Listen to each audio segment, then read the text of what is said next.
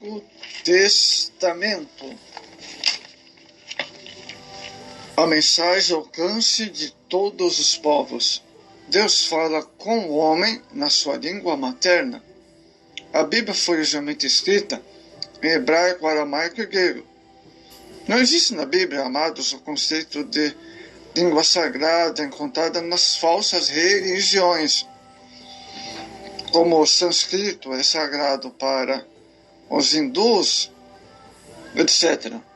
Desde os tempos do Antigo Testamento até a atualidade, Deus se manifestou e se manifesta a cada um desses servos na própria língua. Deus se revelou a Paulo em sua língua materna, o hebraico, apesar dele falar outros idiomas. Atos 26:14. Tradução para outras línguas. Tradução é colocar uma outra língua na mesma mensagem. Estilo ou nível de linguagem não é de suma importância. O fundamental é a mensagem que não pode ser moldada nem corrompida. Deus quer que o homem conheça a sua vontade, não importa qual seja o nível de linguagem. O apóstolo Paulo falou aos atinenses sobre o Deus de Israel, o Criador de todas as coisas, identificado por eles como um Deus desconhecido. Atos 17:26. Paulo não se preocupou em explicar em Atenas, na Grécia, o tetragrama que constitui o nome de Deus, impronunciável pelos judeus. Ele também não lhe ofereceu um curso de hebraico, mas simplesmente usou a linguagem e a cultura deles. A Bíblia na linguagem do povo. Ninguém precisa aprender o hebraico, o aramaico ou o grego, ou as três línguas juntas, para tornar-se um cristão. Por exemplo, o estudo dessas línguas é incentivado apenas para o enriquecimento e conhecimento teológico, que é importante, e não como condição para entender a mensagem da salvação. A Bíblia ensina que a salvação é pela fé em Jesus.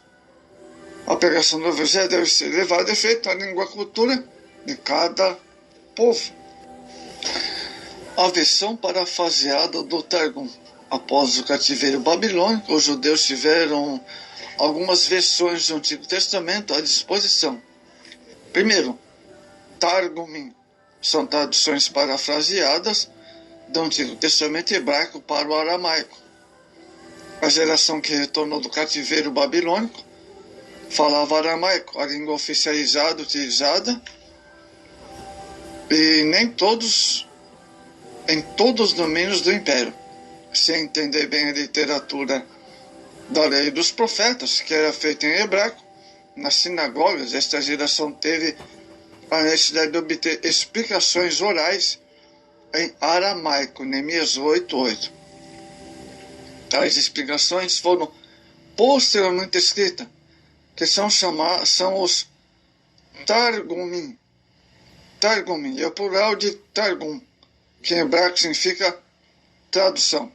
Targum de Onkelos, que contém Pentateuco, e o de Jonas, que contém profetas. São os principais dos 10 que permaneceram. Targum de Onkelos. Onkelos traduziu de forma para a expressão eu sou, por aquele que era e o que há de vir. Essa mesma expressão, amados, aparece 5 vezes, amados, 5 vezes o Apocalipse, que nos mostra que Deus não está preocupado com formas, estilos e construções gramaticais, mas com o conteúdo de sua mensagem à humanidade.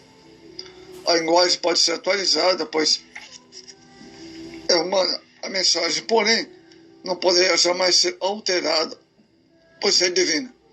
Quanto à mensagem modificada, como ocorre na tradução do Novo Mundo, o texto oficial de uma determinada seita contém revelação e é prejudicada. E não espécie que realmente Deus diz, trata de uma versão corrompida, né, e adulterada. Versão parafraseada. A parafraseada preocupa traduzir o texto explicando, não traduz palavra por palavra, mas ideia por ideia. Ela faz o que a tradução literal não poderia fazer. Às vezes, é necessário o uso de expressões idiomáticas para que o texto fique mais claro. Embora a parafrase apresente certos perigos, como enfraquecer o original, é perfeitamente possível manter a fidelidade ao texto primitivo. Vamos ver a Septuaginta. Septuaginta, do latim, a palavra septuagésimo. É também conhecida como versão 70, porque, segundo Joséfo, a tradução foi realizada por 70 ou 72 judeus e eram em 70 dias. O trabalho da tradução deveu-se ao período do rei Ptolomeu IV Filadelfo, que reinou entre os anos 258 a 247 a.C. em Alexandria, o Egito. Por isso também é indicado como versão de Alexandria. É a tradução do Antigo Testamento hebraico para o grego, identificada pelos algarismos romanos, versão dos 70 LXX. A Septuaginta e o Novo Testamento. Em 13 dos 27 livros que constituem o Novo Testamento, há muitas situações diretas da Septuaginta. Por exemplo, Mateus 15, verso 8 a 9. A Septuaginta é, pois, reconhecida como obra de grande valor, além de ser um monumento literário do grego helenístico, serve de ponte linguística, teológica, entre o hebraico do Antigo Testamento e o grego do Novo. Além disso, foi usada pelas gerações de judeus por todas as partes do mundo antigo. Outras versões gregas do Antigo Testamento. Primeiro, outras versões. Outras traduções gregas do Antigo Testamento foram produzidas posteriormente, como de Simaco, 170 d.C., Teodócio, 190 d.C., tradução de Áquila, 180 d.C., é uma revisão da Septuaginta, no que é proeminentemente uma nova versão do Antigo Testamento hebraico para o grego. Nenhuma dessas versões, porém, superou o texto da Septuaginta. Peshitta, também conhecida como versão siríaca,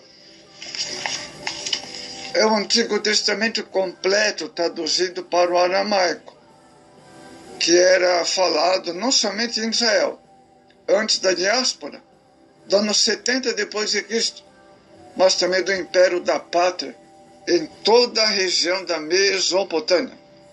O aramaico ainda hoje é falado em partes da Síria e da Turquia. A palavra Peshitta, palavra aramaica, significa simples. É a versão oficial da Igreja da Assíria. Vulgata Latina é a tradução da Bíblia completa para o latim, feita por Jerônimo, a pedido de Damaso, bispo de Roma, entre o final IV e início do século V. Jerônimo nasceu em Portugal, juntamente com a a atual Espanha, formava naquela época uma província do Império Romano, chamada Hispânia. Esse bispo estudara o hebraico por 20 anos com os rabinos de Belém da Judéia. Sua versão do Antigo Testamento foi feita diretamente do hebraico. A Vulgata é a versão oficial da Igreja Romana.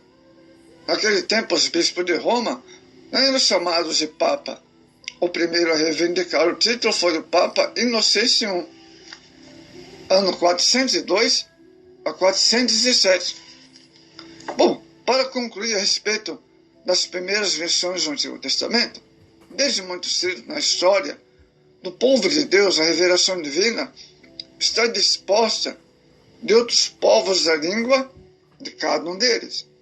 A palavra não pode ficar presa, do contrário, o propósito de Deus não é alcançado. Nenhum livro foi traduzido para tantas línguas como as Escrituras.